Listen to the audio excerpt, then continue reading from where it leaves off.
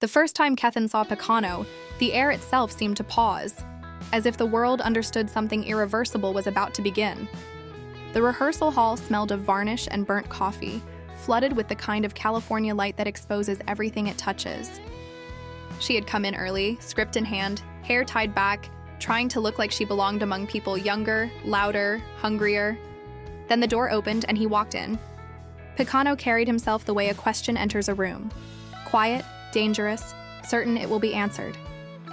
He wasn't handsome in the ordinary way. His face was a geography of angles and imperfections, but when he looked at someone, the rest of the world seemed to lose definition.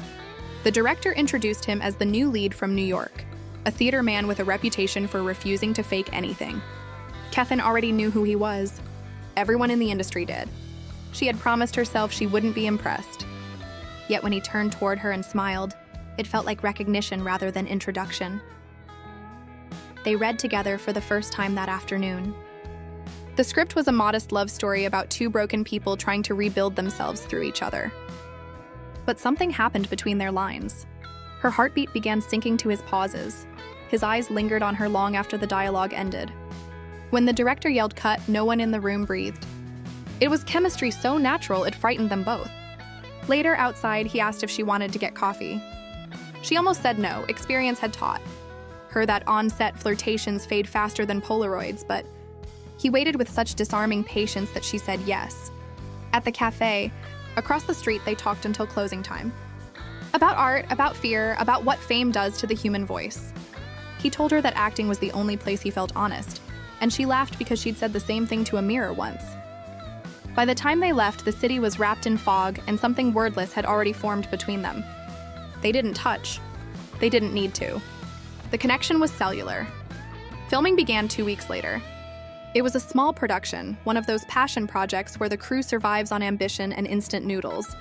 Keaton and Pacino spent 14 hours a day together pretending to fall in love while secretly doing the real thing. Between takes, they whispered jokes that made the boom operator grin. The camera adored them, and so did each other. There were nights when they stayed long after wrap, sitting on the empty soundstage, reading poetry under a single work light. "If we weren't actors," she said once, "who would we be?" He thought for a moment, then answered, "Two people too afraid to say this out loud." She looked at him and decided she would rather be terrified than safe. The film finished shooting in winter and premiered the following spring. Critics called their performances raw lightning.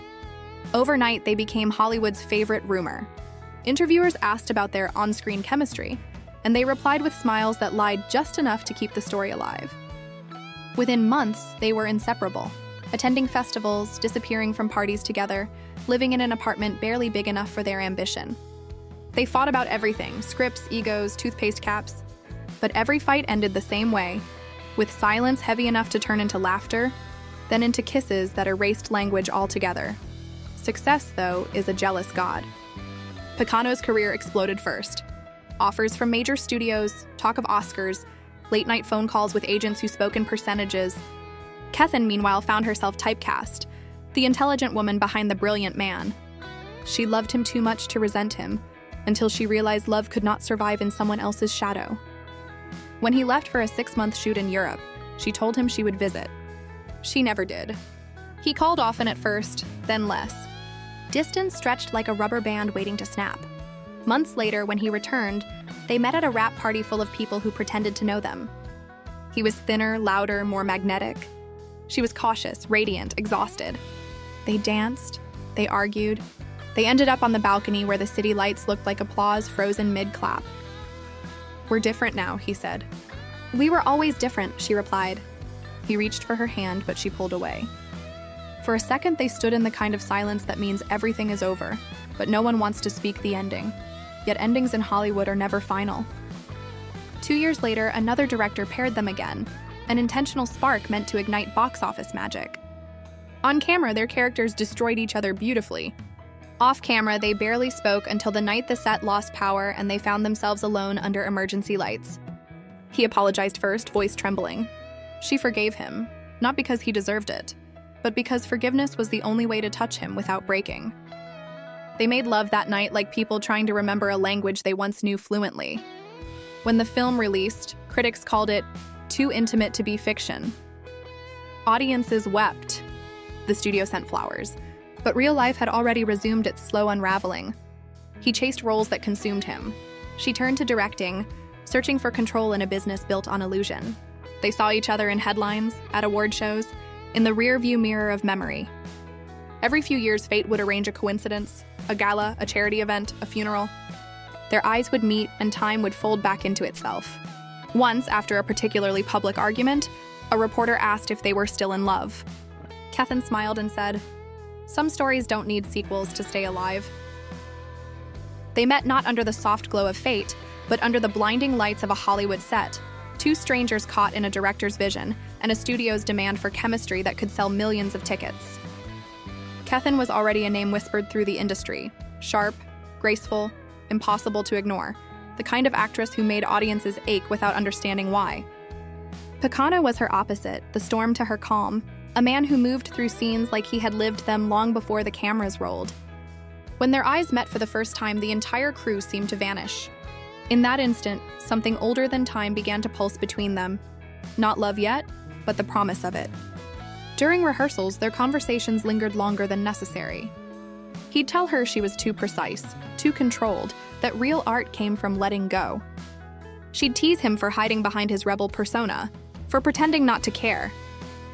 The film they were shooting was about two lovers destroyed by fame, and perhaps the irony was too poetic to resist, because before the cameras even stopped, they were already living the script. What began as acting turned into something neither of them could name, a connection too real to perform, too fragile to last. When the film wrapped, they stayed behind long after the crew had gone, sitting on the empty set, surrounded by silence and the faint smell of fake rain. "Maybe this was never just a movie," she whispered. Pacino looked at her with that quiet intensity that made everyone in Hollywood nervous and said, "It never was." Their affair bloomed in stolen moments, quiet dinners in dim restaurants, secret letters slipped through assistants, nights spent rehearsing scenes that didn't exist. For a while, it was perfect. Not in the way perfection usually looks, but in the way only broken people can make something whole for a moment. They fought, they laughed, they made promises neither fully believed. The press caught whispers and studios grew nervous. Their chemistry was gold on screen but chaos off it, and Hollywood doesn't like what it can't control. Producers began separating their names, offering roles on opposite coasts. Keaton went on to win awards, to stand under spotlights alone, pretending she didn't see his name flash by in the tabloids, attached to some new actress, some new scandal. Pacino, for his part, spiraled, drinking too much, saying too much in interviews, always carrying her ghost somewhere behind the eyes. They met again by chance years later, at an awards show neither wanted to attend. The years had carved new lines on their faces but hadn't touched the fire in their gaze. "You look the same," he said, his voice soft but edged with regret. "And you don't," she replied, not unkindly. For a moment, surrounded by cameras and noise, they were alone again, two souls still orbiting each other, still unable to land.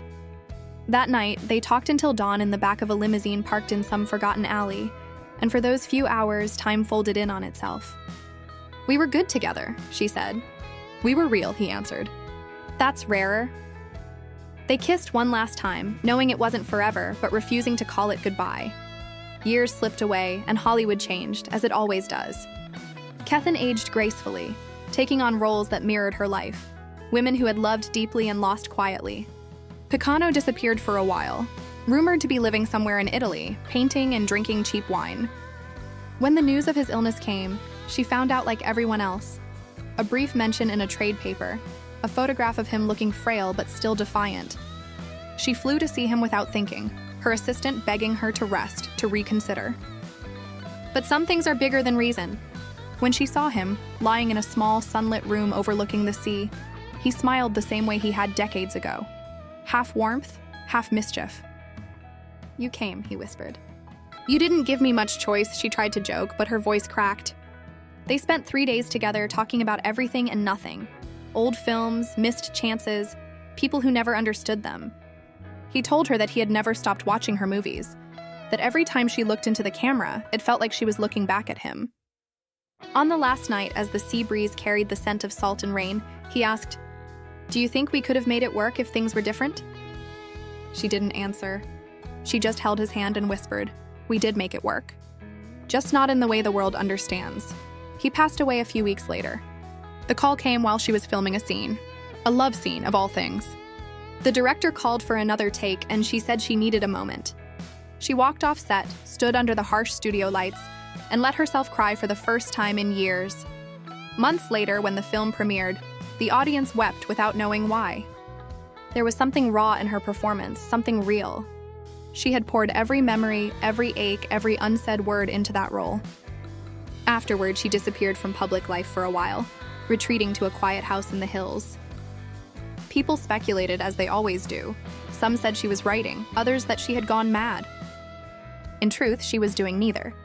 She spent her mornings walking, her afternoons re-watching the old films she and Pacino had made, pausing at moments where he'd look at her with that familiar glint, that mixture of challenge and devotion. Sometimes she'd speak to the screen as if he might still hear her. "You were right," she'd say softly. "Art is supposed to hurt."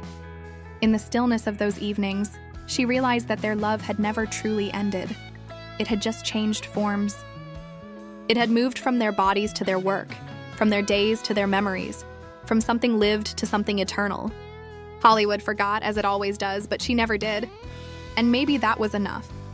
To have loved once with such force that the echoes could still be felt long after the lights went out. In the final years of her life, Keaton returned to the screen for one last role, a film about an aging actress revisiting her past through the characters she once played. The script had shades of her story, though no one dared say it aloud. During one key scene, she looks into the camera and whispers, "Some loves never fade. They just change shape." When the film premiered, audiences rose in silence, sensing something deeper behind those words. A farewell, a confession, a memory shared. After the credits rolled, Keaton walked out alone into the cool night air, hearing echoes of her younger self in every passing breeze. Somewhere, she imagined, Pacino was still out there. Maybe not in body, but in the fragments of light that dance between frames, in the timeless dialogue of two souls who once touched infinity. As she stood beneath the stars, she smiled. Not the kind of smile you give the world, but the quiet one you save for ghosts. In that moment, she finally understood what he meant all those years ago on set when he said, "Real art comes from letting go." Love, like art, was never meant to be owned. It was meant to be lived, felt, and released back into the world, a kind of immortality that doesn't ask for witnesses. And so, as the lights of Los Angeles flickered below and the night stretched endlessly above, Keaton whispered his name one last time, not in sorrow, but in gratitude for the story they wrote together, for the roles they played, and for a love that, even in its tragedy, remained beautifully, endlessly alive